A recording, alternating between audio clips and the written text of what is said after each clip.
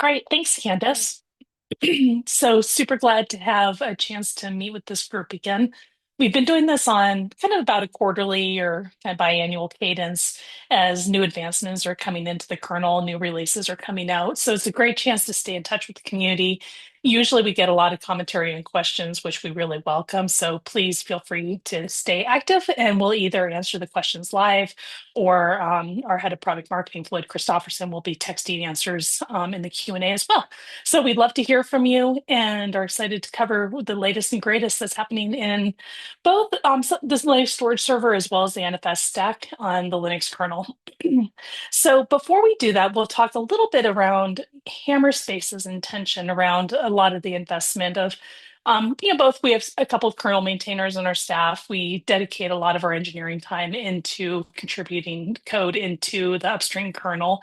And why are we doing this? And really what we're focused on is that concept of standards generally will win. It's just a matter of how long. And we've seen this in the compute world, we've seen this in the networking world, and it's been kind of slow to get the data and storage world in a place where a standards-based workflow can run across data center equipment, edge devices, clouds. And the forcing function that we're seeing right now is the desire to run all types of AI initiatives, whether it's agentic AI, it's inference, if it's even foundational model training, whatever it is that the organization is doing, access to all of the data that sits within an organization, and then being able to move it to where you're doing your AI workload has become really challenging as data scientists, data engineers doing a lot of manual copy projects. It's a lot of the workflows being taken where you're taking a data set out of the storage system and then moving it into the AI system. And that's slow, it's cumbersome, it's ripe with the ability to have error, break governance rules. And so there's just a lot of challenges with trying to take the siloed legacy storage systems and legacy data sets and use them in this new workflow that AI is really pushing. So what Hammerspace is really focused on is how can we make that data universally, for those who have authorization are supposed to have access to data, universally viewable and accessible, but also when you move the data, that it can run where you want to move it to, whether that's a cloud system, it's an AI silo or an AI factory, that type of thing.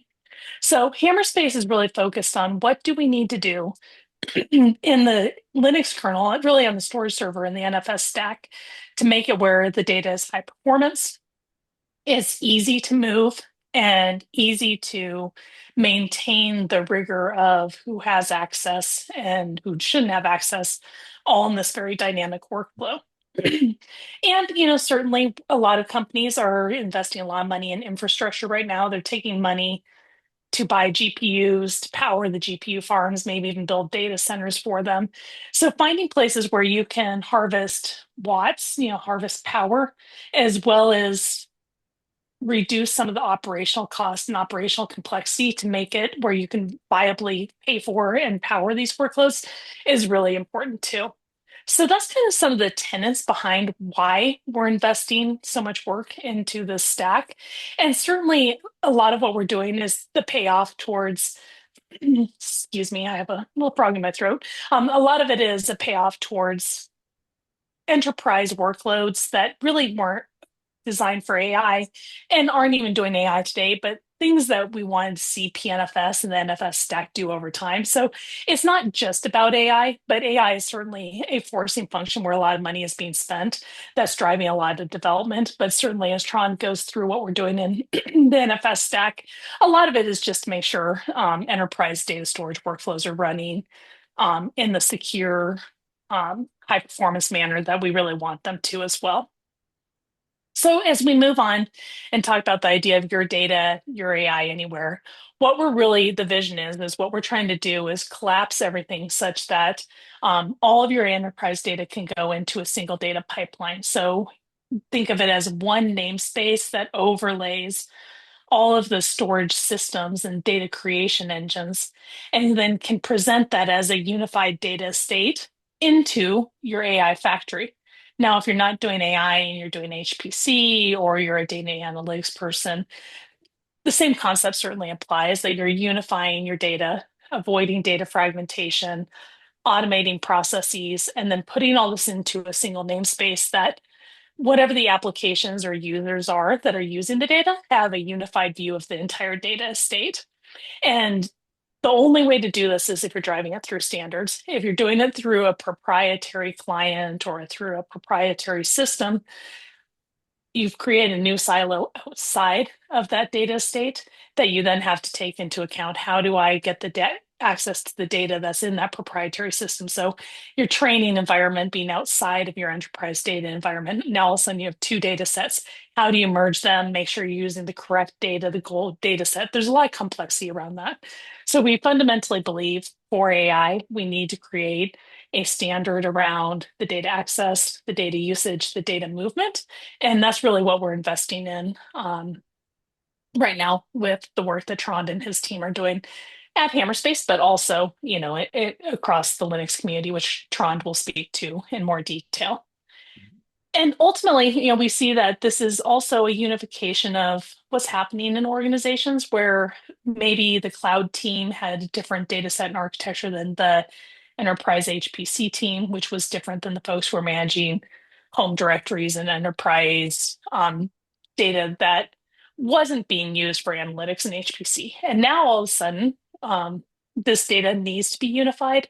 And it's the workflows, it's the business units, the IT teams are all being unified as well. And again, doing this through standards is the way to accomplish, the denominator is the same, and then everybody can work together on how they're going to use the data. And so we really believe, just like I said before, that as standards have been driven through networking, virtual VM server virtualization, networking virtualization, the same thing needs to happen for data. And we're right on the precipice of that being the norm in these workloads, really driven by the goals of being AI ready with your data.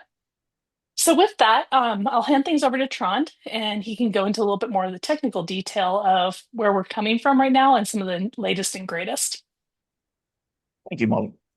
Yeah, so in the last few years, there's, as Molly said, there's been a lot of focus on AI, and a lot of this is driving very much what used to be HPC type workloads, into the enterprise. And as one of the sort of leading file systems in the enterprise world, NFS really needed to be updated to keep up with that. So a lot of the focus from my end in the last few years has really been to build out the parallel file system abilities of an NFS that were originally introduced in NFS v4.1, but have since been updated sort of several times, in order to adapt to changing requirements, and also changing environments. So I'm not going to sort of go too much into the history of PNFS. Molly and I have already gone through that a couple of times in the past. So I think I'd like to focus, mainly on how we've been working to improve PNFS, and what the challenges are in sort of more recent times that we've had to address and work around.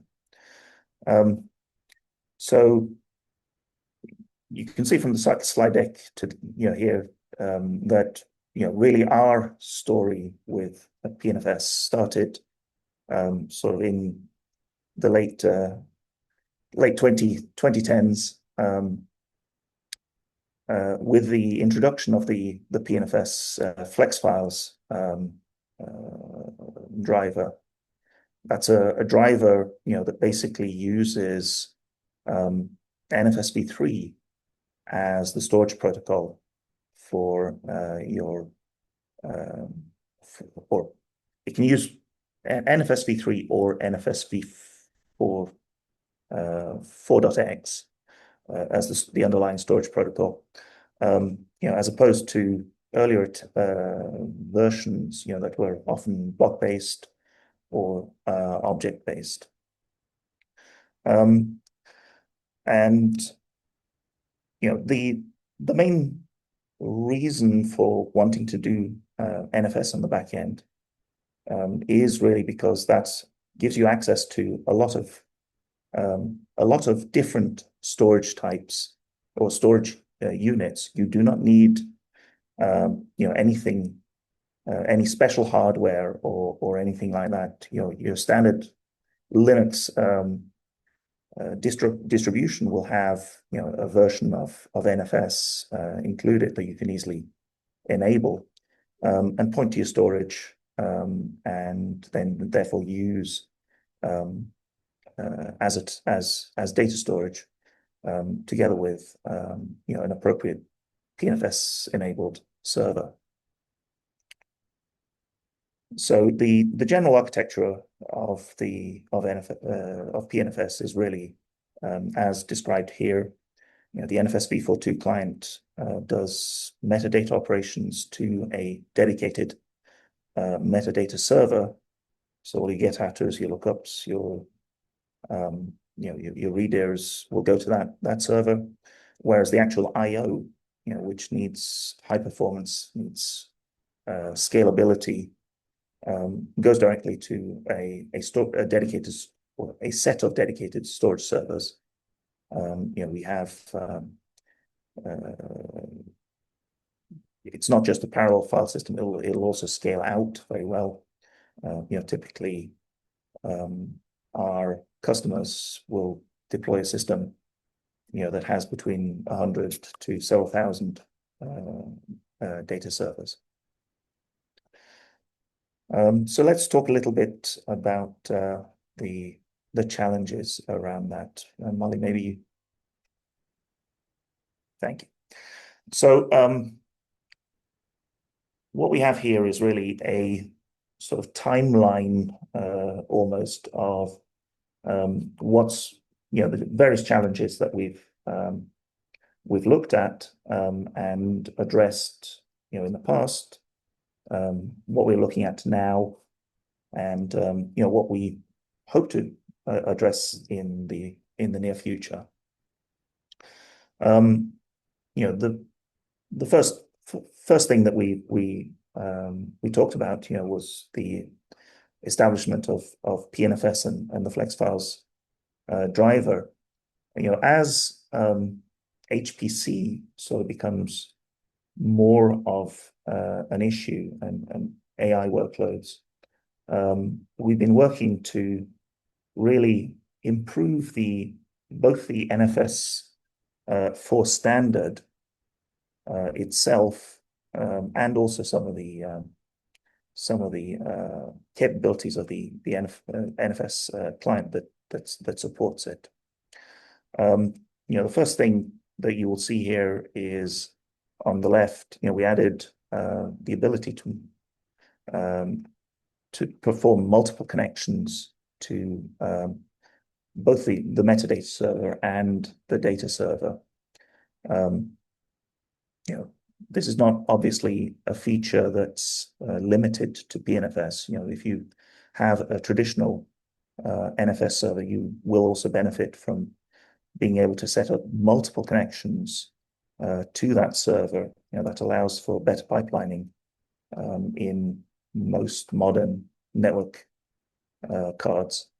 But in the case of parallel NFS, it also gives you that extra performance to the various data servers, and really allows you to improve the general usage of your networking infrastructure. We've also been working on some of the fundamental problems, involved in NFS in general. Anybody on the call here who has had a history of NFS, knows that a lot of the work done by the client is really just pinging the server all the time for new attribute updates. That is in many ways often a feature of applications, that tend to want to sort of monitor file sizes, file properties, as the application is working. It's particularly true in sort of workloads like EDA and that sort of thing. And it's an impediment to both scalability and performance on the system. So one of the recent contributions that we made to the NFS protocol was to add so-called attribute delegations. These are a caching mechanism that basically gives the client the ability to cache, mostly the attributes that change most frequently. So that is usually the M time and the A time, which are sort of paradoxically rarely used by applications.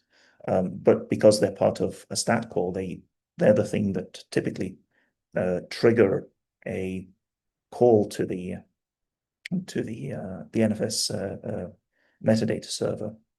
And so, we were able to allow the client to basically take ownership of those particular attributes, and thereby, avoid that round trip. And so with that functionality, we typically see an order of magnitude or more reduction in the number of get at calls, which is a big deal on a large HPC type workload. We've also added in the ability to do fast failover of data. That was more of an issue for parallel NFS than for regular NFS. When you fail over the data server, the metadata server, then you typically have to do a state recovery process in order to sort of resync all the state and all the information that the clients had prior to the failover, and in particular, in the case of parallel NFS, you have state in the form of layouts. In other words, outstanding I/O that needs to be sort of communicated to the new metadata server, so that it knows what has changed and what is expected to have changed versus what may need recovery due to clients failing or while the system is down. Another major feature, this one driven sort of very much by the fact that in modern clients, and in particular in AI type workloads, you often have local flash that is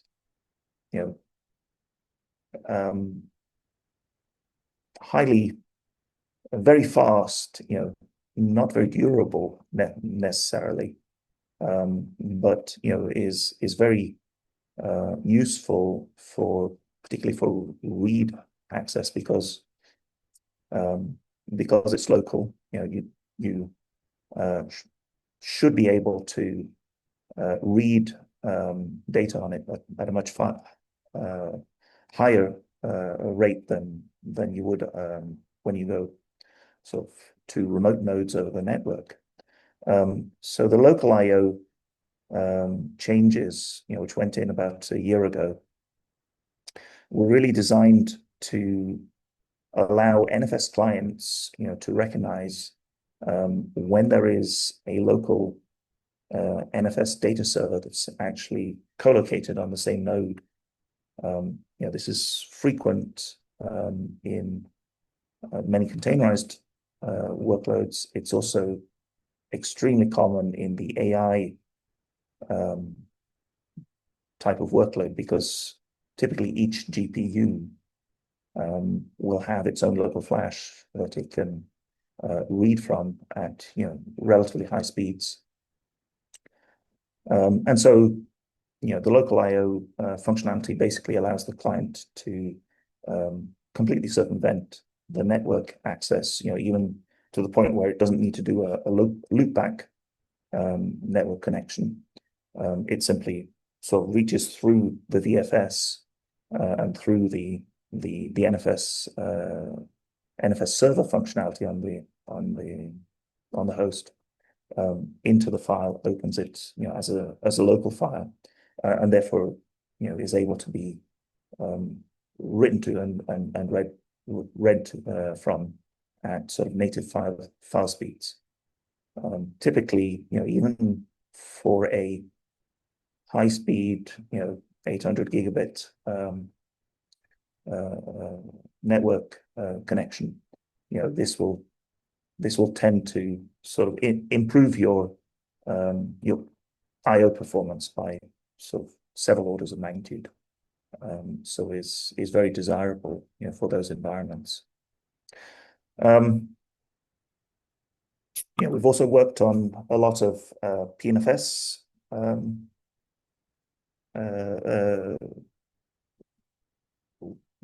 a lot of PNFS work to enable the client to be used in containerized environments.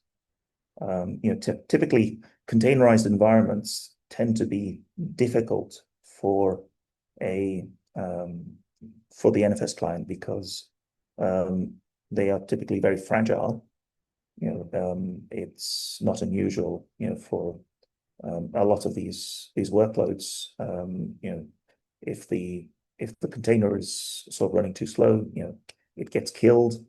And at that point, what typically happens is any NFS client that's running inside that container will see the network go down, which is bad.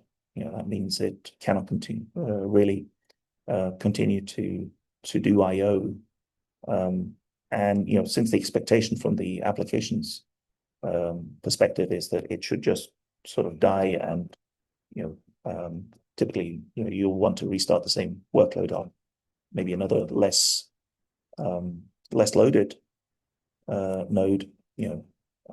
Really what you want to do is shut down the client as quickly as possible, and that's sort of anathema to how regular NFS clients are constructed. If you do a hard mount on a regular NFS client, we'll do our best to avoid dropping data, losing it. Even if the server goes down, we'll retry until the data is safe. In containerized environments, that is usually not what you want. So this is a recent change that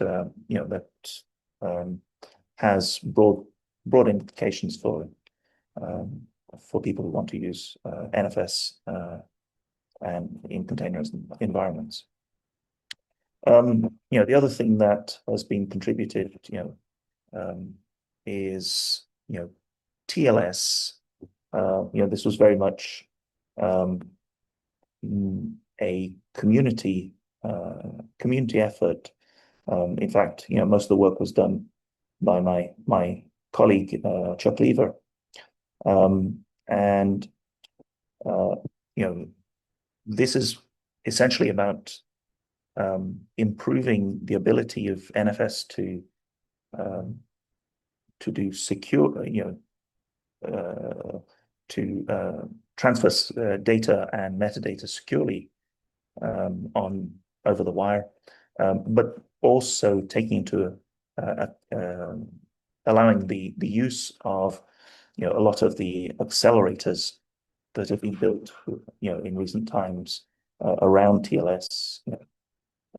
TLS being as you all know, the standard for web traffic, but it's really just a security level on layer on top of TCP, so equally useful for all sorts of other protocols, including NFS. So this is something that's been contributed and was also extended into the parallel NFS world. Yeah. So looking at sort of more recent enhancements, that are just sort of starting to appear in the very latest versions of Linux, in the 617 kernel. One of the very first implementations of striping, with the Flux files and the PNFS client was contributed. Striping, as very important in HPC environments, where you want to be able to sort of scale the ability of your data servers in particular, to to provide performance that goes beyond the bandwidth that is actually available to each one of them on the at the networking level. So by splitting up the file into multiple instances that are spread over different data servers, you can do parallel access to them at whatever maximum speed each one of these data servers can provide, and that allows you to sort of get up to file performances in the terabyte or possibly even beyond range. Obviously each client will not be able to sort of go beyond the performance of its local network, but in aggregation, this allows you to access individual files at high performance, and thus scale the system to large numbers of clients accessing the same file. Another improvement that we've been sort of working on, again in collaboration very much with the rest of the community, is the idea of uncached I/O. So one of the consequences of the NVMe revolution is really that these days you can access your flash storage at latencies that are on the order of tens of microseconds, or even better. At that sort of level of performance,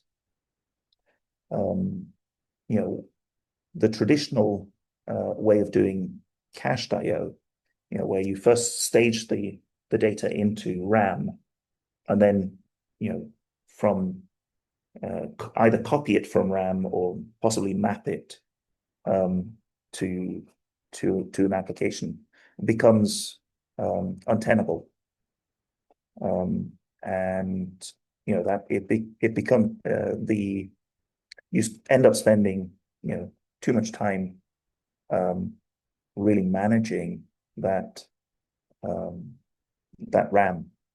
And so these improvements are really designed to allow the um, uh, both the client and the server to benefit from this extra performance that the Flash and NVMe provides to you. Looking to the future, you know, again, sort of looking into the HPC space, a lot of HPC environments, you often have multiple clients actually writing to a single file. You know, that typically, you know, has been anathema to NFS in the past. You know, it breaks the caching rules, you know, that were set up by wise people sort of 30 years ago. And but you know, it is a common workload, you know, in many of these HPC environments where you're doing analysis of, you know, sets of data in parallel and want to write, you know, the results into a single log file. And so some of the enhancements coming up will be to enable that kind of workload, you know. So it'll enable, you know, a lot of the workloads currently using Lustre and other file systems to migrate to NFS and use that, you know, and sort of more standards-based protocols in their environments. Finally, you know, sort of looking even further ahead, you know, one of the things that we are working on is improving just durability and availability of data. You know, and the gold standard for doing that is to use erasure coding. You know, most of the solutions out there today will do erasure coding by basically have your server act as, you know, the system that takes the data, it erasure codes it, and then writes it to multiple backend systems, you know, to achieve that capacity efficient storage. You know, capacity efficient in the sense of, you know, it's a 1.x times the actual data volume that needs to be stored, as opposed to, you know, mirroring, which will do n times x of the capacity. So, you know, with these improvements, you know, we see ourselves addressing, you know, a lot of the challenges, you know, that have been posed by these new AI workloads, and, you know, as I said, a lot of the existing HPC workloads, you know, allowing us to address, you know, a much greater range of, you know, the storage markets and environments than we could previously with NFS. So let's maybe. There's a couple of questions I'm hoping we can walk through. One question was back around when you were talking about local I/O and how that's being implemented. Yes. Um, Question around, do you have any benchmarks or data around how much of an improvement that it's offering? And I know we used at Hammerspace, we used local I/O in our MLPerf 2.0 benchmarks, which we could absolutely share out, but want to see if you had any other data that you wanted to share there. What we've seen with customers is that sometimes, it can actually be multiples of your your bandwidth. I mean, it depends really on what kind of systems you're running on, obviously. If you have a if you have a um, if you have an environment that is sorry, I should have put and do not disturb. Um, if you have an environment where um, you have extremely high performance networking, then you might see less of a performance improvement than you would with a local sort of slower networking. Um, it also depends very much on the performance of your data or of your storage. If you have sort of slow SSDs in your environment, then you will sort of only see performance at the level that those SSDs can provide. But in a lot of the sort of highest performing um, SSDs that are available on the market now and that are sort of turning up in a lot of these GPU environments. You cannot actually max out the performance of those NVMe drives on a single client. What local I/O allows you to do is really to access that. You're able to read the data literally as as it were, as if you were opening the file locally. So you're no longer limited by um, by the actual uh, um, by the actual networking. And as this slide shows, there are other uh, performance advantages that you can sort of put in, and that we have actually implemented, or in certain cases, in the case in progress. Uh, the point is that in a client server model, with typical buffered I/O, you end up copying the data multiple times. If you look at this slide here, in the sort of in the image in the middle there, um, we actually count sort of the number of times that the data is being copied. In a typical NFS environment, you first have to copy from the application into the page cache, then the page cache gets copied into the network stack, and then on the server side, you have uh, the data land or the data or metadata lands on the NFS server, and then typically has to be copied into the page cache, um, and then into the file system itself, and the NVMe before it finally hits the NVMe drives. By using local I/O, then we take out, at least two of those layers. You still have the NFS client copying into the page cache and then copying into the file system and then copying into the NVMe drive. But there are then further optimizations that you can make, and I believe we have those on the next slide. Am I wrong, Molly?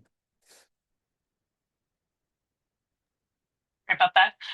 I also wanted to jump onto another question we had about, and maybe you can talk about the community approach, and then I can talk about kind of some of the hammer space relationship. But the question is, PKIO is launching what they're calling Peak Open PNFS at supercomputing next week. Do you have any familiarity or view into what's happening on the community side with that? And then the question also asks is how does it compare to how Hammerspace is using it? My understanding of the PKIO approach is that they're very similar to what Hammerspace is doing. They're using a different platform. They are, building out the FreeBSD, building on top of the FreeBSD stack, I believe, and producing a a PNFS fax files stack, which they can then connect to their, they traditionally were a storage vendor, with a storage stack. So they, their work is, as I understand it, I've, I've I don't work for them. I don't know any of their internal, but they're basically producing a PNFS stack on top of FreeBSD, and using their storage, as the data storage. Perfect. And then I can speak a little bit. Hammerspace and Peak have a partnership also. Yeah, I haven't been briefed on their latest news, which I know just hit some of the wire today about what they're now talking about at supercomputing. But generally speaking, as Tron said, they have a similar approach on the high performance stack. And then where the partnership would come in is a lot of our data orchestration services and our capability to do a global namespace.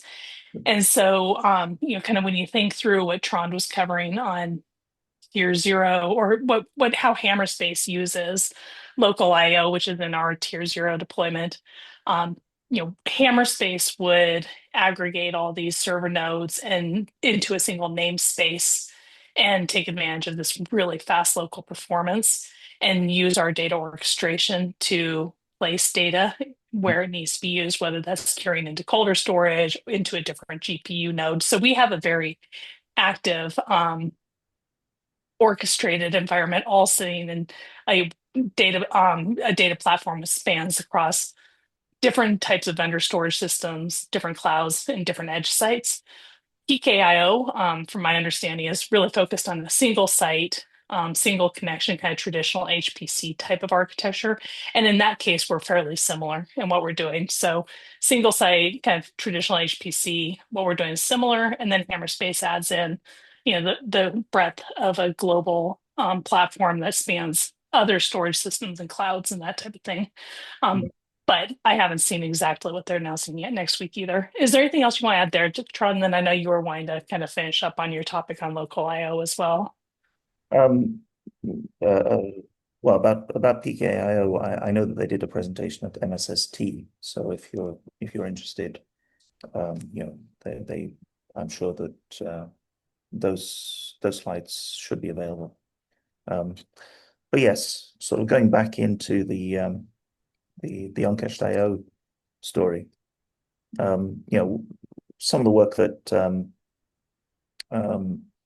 as I said earlier, alluded to earlier, that has been going on recently, has been to work on making um, working more efficiently with the Flash file system, and taking advantage of the fact that reading and writing to Flash directly is in many of these workloads more efficient than going through the stack itself. This is especially true of very, very large files. As those of you who have been following the Linux kernel development know that there's been a lot of work recently to try to improve, the ability to read files, sequentially. Um, a lot of work by Jens Axber um, to to basically you know try to bridge the gap a little bit between ODirect, which requires very has very typically has very strict alignment policies required requirements from the application in order to make use of it.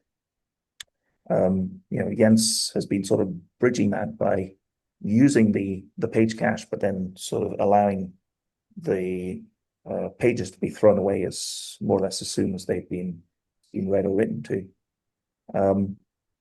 The alternative way of sort of doing this, that we tried to make use of in the NFS file system. We do obviously now support Jens's approach, but you can also do better by making use of the fact that NFS reads and writes can be sliced and diced a little bit, so that you can provide aligned performance, to the between the client application, and sort of do zero copy all the way down to the NVMe drives for most of the data, and then the bookends that might not be fully aligned. You can write through the traditional page cache in the usual way. And so a lot of the recent work, on the NFS mailing lists has been focused around this, the entire community, as I said, pitching in order to help out with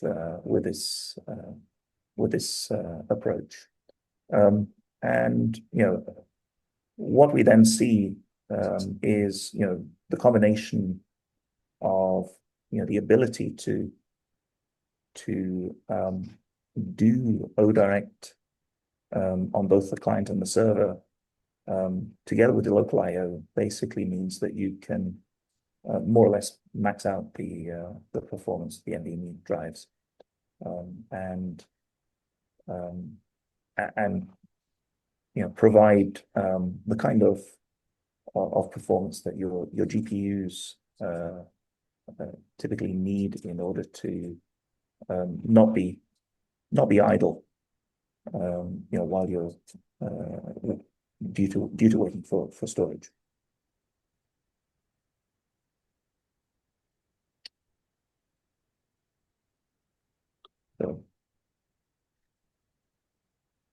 So yeah, we can probably Just skip past this one. skip past this because we've really sort of covered Yeah. Okay. Is there anything else you want to talk about on timing on the upcoming or anything else, or is there anything wrap up it. wise on timeline there that's worth covering? So some of the uncached I/O improvements, particularly on the client side, have been delivered. Some of the server side details, are still being worked on. I'm optimistic, that it might sort of land in not in the 618, but possibly in the 619 kernel. So, but that depends on, obviously on the community sort of converging on the implementation of this. Perfect. All right. And then just kind of as we wrap things up, if any of you have questions for Trond or any on the deeper technical details, please type those in. I wanted to just touch on another implementation of some of these standards that are coming out that have just recently been announced related to work on an AI data platform with NVIDIA. So NVIDIA has a reference architecture approach essentially of how AI data platforms work. And what they're talking about there is how do you provide the data into an inference environment. And so this kind of ties back to what I was talking about earlier of data orchestration, global namespace, that essentially when you're providing data up into an inference environment, it's much easier if a lot of the data organization, the ETL type of work can be minimized so that you can identify which data should be moved into kind of the inference platform. In that case, the way Hammerspace is using PNFS in that environment is going into kind of what Tron was talking about. Local IO doesn't have to be used, but using the server local storage within the GPU nodes. And because all those GPU nodes are running Linux underneath, you can take advantage of having very fast, low latency performance, which is great when you're thinking about time to first token. By taking advantage of the storage within those nodes. Now, what Hammerspace does is it protects that data through automatic mirroring or copying to tiered storage. So there's things that we're doing to make sure that the data is protected and using orchestration to place the data in the nodes where you need it. And in these inference environments that drive towards having access to large data sets and then very low latency as you're doing inference is really critical. So this benefit of a lot of what Tron talked about and taking advantage of running the data local to the GPUs is a deployment that we're using in this new AI data platform that NVIDIA is starting to really push, as they're moving off of performance, which PNFS and the kind of beginning part of Tron's presentation was talking about, using this as a parallel file system, taking metadata out of the data path and using PNFS for extremely fast throughput performance and training is a great deployment of a lot of the work Tron and the Linux community are doing on the throughput side. And then here is an example of some of this more recent work that Tron discovered more on the more recent roadmap or deliveries that we've been doing in the Linux community on when you're talking about latency, taking slower network paths out of the mix so that when you're running in an environment that has slower networking like the cloud or maybe some older data center environments, you can provide the performance you need with these types of architectures. Do you want to add anything about AIDP, Trond? No, I'll pass. Okay. And so, kind of to wrap this up, the way that we deploy this when you think about uh, a PNFS type of environment is a integrated appliance that has the NVIDIA toolkit loaded on it. It has the GPUs local, the Hammerspace software, and all running locally on a Linux build, so that you can take advantage of all the capabilities that are really necessary um, to aggregate the data, to move the data, and to provide the performance that you need. And this avoids customers needing to try to kind of piece this all together. Beauty of standards is you can use commodity hardware. Lots of organizations take the pieces and put together their own infrastructure, their own software, and then you take advantage of what's in Linux. Or vendors like Hammerspace can build appliance types of solutions that make it very easy to take advantage of all these capabilities all in a single box.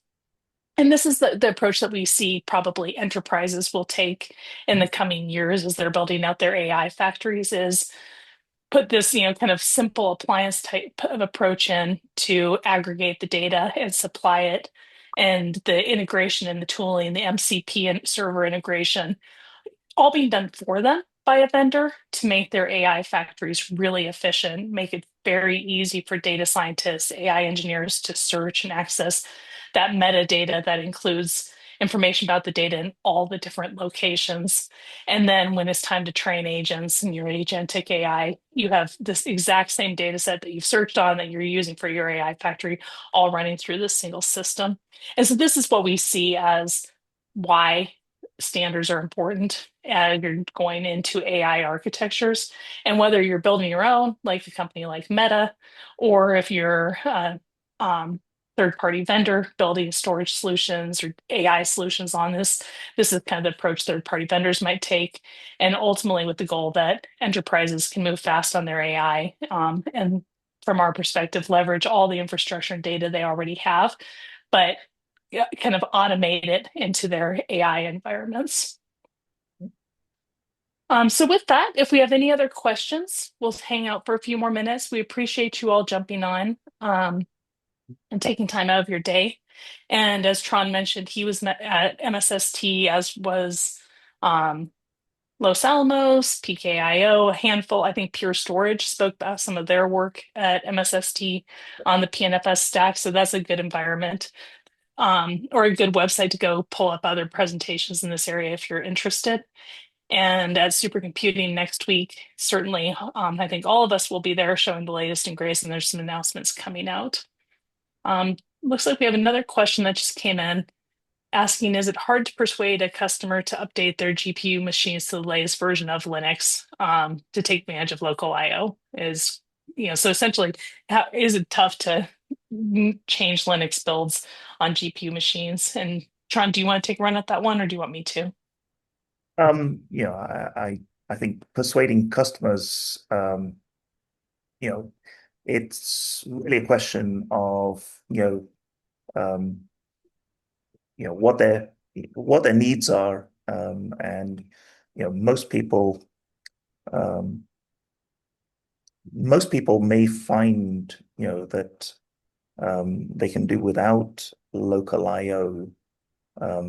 In which case, just using standard PNFS, using their out of the box Linux kernel, might be a good thing. But what we often see is that, with AI workloads, people are, interested in sort of pushing the envelope a little bit. They typically want, an enterprise distribution to help them, sort of package the thing. I don't, with one or two exceptions, the sort of biggest hyperscalers, they will typically roll their own kernels, but most of the ordinary folks out there will want to use enterprise kernels. What we have seen, though, is that there's been a relatively rapid uptake, with some of the cloud vendors. And obviously they can package things for their customers in much more efficiently, and sort of provide the kind of service that people might not have the resources to do for themselves. Yeah, so I think we need to wrap up due to time, but just to add to that comment of the customers using tier zero today, only a handful of them are using local I/O. So like Tron said, it's not required. It's just yet another performance tweak that can be done. And certainly if you maintain your own kernel, or a year from now, as it is the standard in the kernel and GPU machines, it will make it easy for the rest of them. But definitely not a requirement, but a neat new addition that we have in the Linux kernel as an option. Candace, I know we're out of time. Let me hand things back to you if that's okay. Absolutely. Thank you so much, Molly and Tron, for your time today. And thank you, everyone, for joining us. As a reminder, this recording will be on the Linux Foundation's YouTube page later today. We hope you join us for future webinars and have a wonderful day. Thank you so much for hosting Thank you. us. Yes, thanks. Thanks.